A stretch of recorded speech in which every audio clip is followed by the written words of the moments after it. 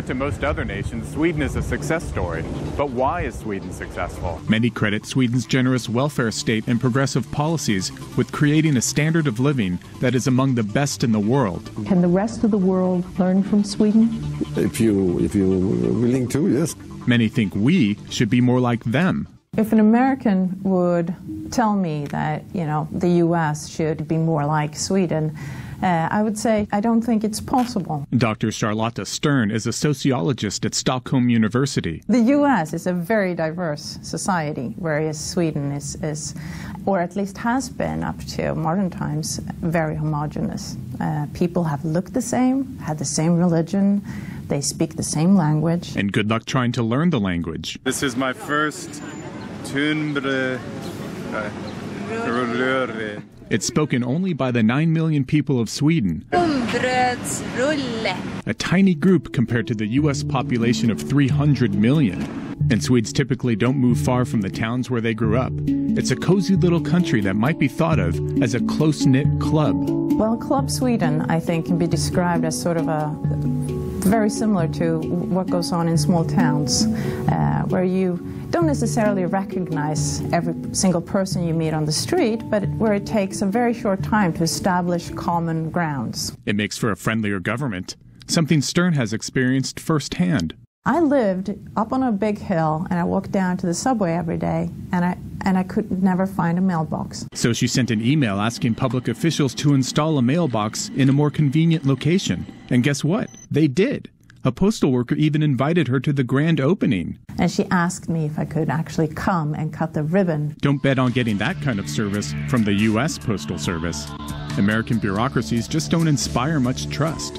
It's the high trust that Swedes have in each other that makes it possible to build an extensive welfare state. America could pass laws that mimic Sweden's welfare state policies, but it's tough to replicate a culture that allows those policies to work about as smoothly as possible.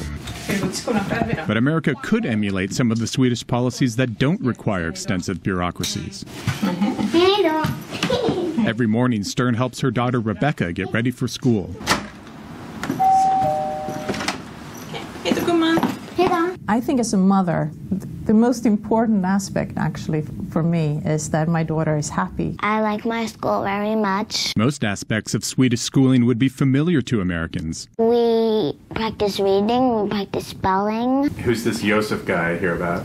There are even the inevitable schoolyard romances. My boyfriend. But there's a big difference. Rebecca uses a voucher to attend a private school.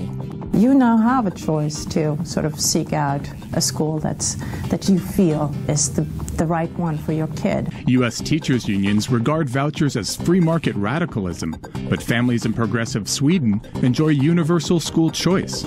It's one of the many things that would surprise outsiders, says economist Dr. Andreas Berg. Some people feel that Sweden grew rich because of social democracy or labor unions, but that's not the reason Sweden grew rich.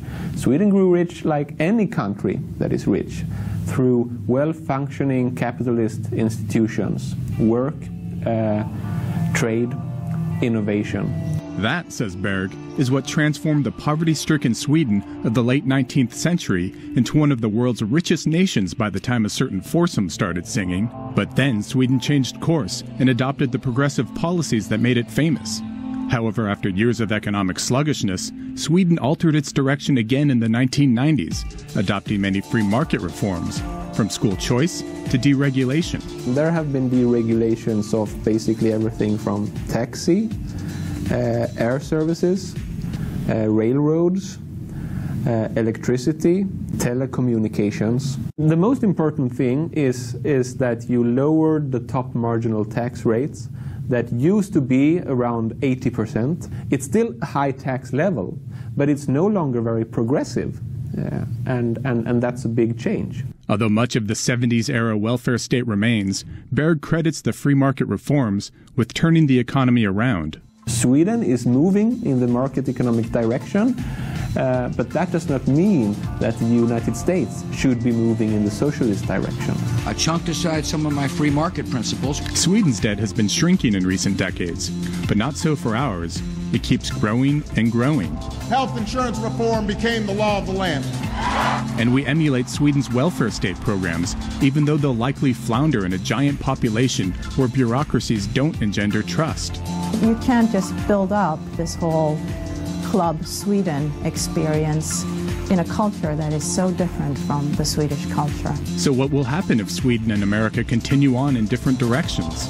Well, maybe someday when America is looking for a way to rejuvenate its economy, pundits will say we should emulate a different kind of Swedish model. For Reason TV, I'm Ted Balaker.